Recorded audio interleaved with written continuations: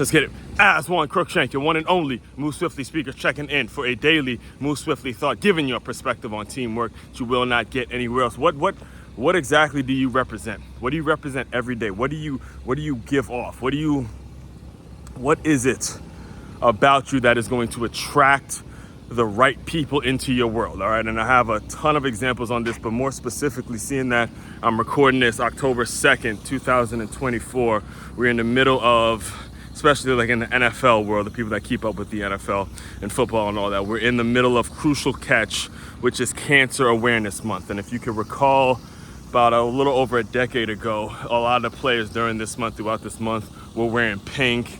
And it was like this big Wear Pink campaign and all that kind of stuff. And everything was about cancer awareness and spreading light and spreading joy and, not only raising awareness, but also raising money for this disease that has affected everybody in the world. It's in some way, shape, form, or fashion. Around that time actually is when I lost my grandmother to breast cancer. And I remember actually when my mother was watching the games, we were kind of having that dialogue about how they were wearing pink and all that kind of stuff. And I'm bringing this up specifically because, and I have a lot more on this, so I'll probably have to do a deeper dive into it, a longer episode, and most likely a written article about it, because it extends to not just cancer, but also all the other horrific things that can happen to a person, and the horrific, whether it's disease or circumstances that a person may be living with. I actually lived through a couple examples of this past weekend, so I'll probably have to do a longer episode. But I want to get specific for a second here, because it was this past Sunday. I was watching some NFL football at Duffy's, watching the Commanders tap some of that Arizona Cardinal ass. I enjoyed watching it, but I've learned not to get too excited, like I was telling you guys before. But they are looking good. So I'm watching that game, and there's this lady that comes and sits right next to me at the bar. Total stranger, sits right next to me at the bar, and we kind of strike up a conversation. And eventually, she tells me, she's fresh off cancer. She just survived it. She's now remission free and all that kind of stuff. And as soon as she said it, it hit a different chord with me. Not only because of I lost my grandmother to cancer, but also there's been multiple to the point where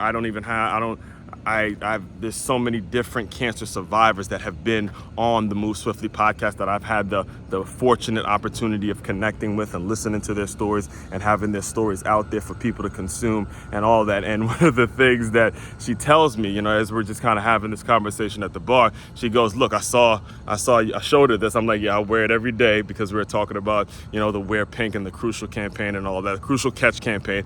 And I showed her this, and she goes, "Yeah, that's actually the first thing I noticed about it." And when she sat down and we got to really talking about how she survived it and what it's all about, she mentioned that she was giving me her entire story. And again, because I'm a podcast host and I've become a natural at this, I'm always willing to listen to stuff like that. I have such a deep, profound respect for people who have gone through stuff like this, not only because of the strength that it shows in them, but also when it comes to what my personal goals was to work for an NFL franchise before I turned 30. And I didn't realize that there was a portion of NFL franchise, there was a department, there was a side to all NFL franchises in which cater to the needs of their community. They use the platform that they have to help the community, raise money, all that sorts of stuff, because obviously the national media is always talking about the W's, the wins, the losses and all that, but very few national mainstream media,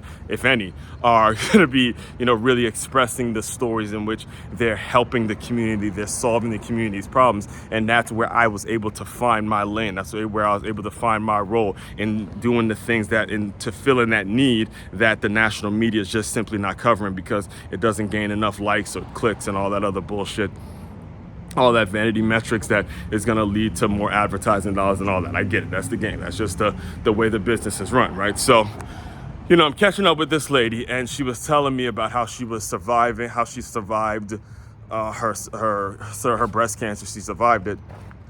And no, it wasn't breast cancer. I believe, if I'm not mistaken, it was in the throat. I think it was in the throat. It wasn't a form of breast cancer, but it was a form of cancer that she survived. And she was telling me how she did it and how she was able to take off work and, what she was able to do and all that kind of stuff. And then she mentioned where she went. Which is the Sylvester Cancer Research Center out in Miami. The University of Miami has their own cancer research center. And I immediately got to talking to her about the Dolphins Cancer Challenge, which is the #1 fundraiser in the NFL. And I was explaining to her how the millions and millions of dollars that we raise every single day, again, because I used to be a part of the fundraising team and the foundation and all that. I was really heavily involved in that stuff. And I was telling her how all the money actually goes to that same cancer center that you just mentioned. And then she was just like, wow, and awe and stuff like that. And not only that, but I also mentioned, because we're doing this while we're watching NFL football, I'd also mentioned how the whole wear pink crucial catch thing had gotten started, which was actually, it was started by Dan Snyder's wife, Tanya Snyder, who is a survivor, and then she was able to connect with her sorority, and then you had the whole NFL wearing pink and bringing this awareness and all that kind of stuff. And I say all that, I'm making sure I'm explaining all that to you guys, so you understand. It goes back to a lot of what I explained to you to start off today's video, which is, who are you attracting into your world? How are you attracting them into your world? What are the signs? What are the things that you're doing regularly? Again, this is something that I have on every single day. I had no idea it was going to bring in a person like this into my world, and then ultimately end up gaining, friendship. And, I would send her to my podcast, and, she could tune in whenever it is she wants. And, I remember actually when I left, she looked at me, she goes, "Congrats on the pod. Sure, it's a great show." And you just felt a great connection between two people because of the ability to share your heart, share the things that are important to you, and the courage. I don't want to call it ability, it's more so the courage to share the things that are difficult for people to share and then move forward. That's what building community is all about. That's how I'm able to continue to give you this perspective on teamwork every single day. That's how I'm able to move forward every single day. It's not Aswand up here every single day. I know it may feel like it to a regular consumer, but to be honest, there's a lot of people that I've had the pleasure and the fortunate opportunity of connecting with that have taught me a lot of different things, given me the perspective that makes it so I don't have I do not, period, have absolutely no excuse not to continue to work, not continue to put it all out there, not continue to, represent a lot of the things that people are going through, the courageous things that people are doing, and speak on the courageous things that people are doing.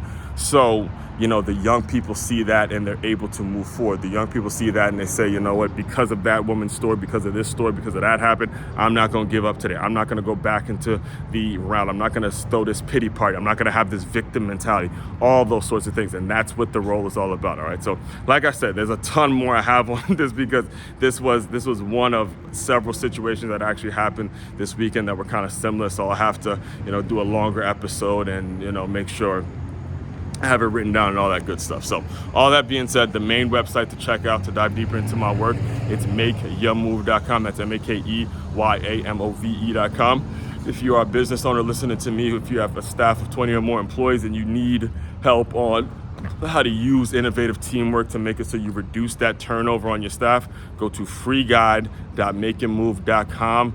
Put your information in. I'll send you over I'll send you over a PDF that has the 10 tips to use that you can be using right now to make it so your staff reduces that turnover and you keep a cohesive unit in your organization and you don't have to worry about a lot of those issues. Again, the website is freeguide.makeyourmove.com.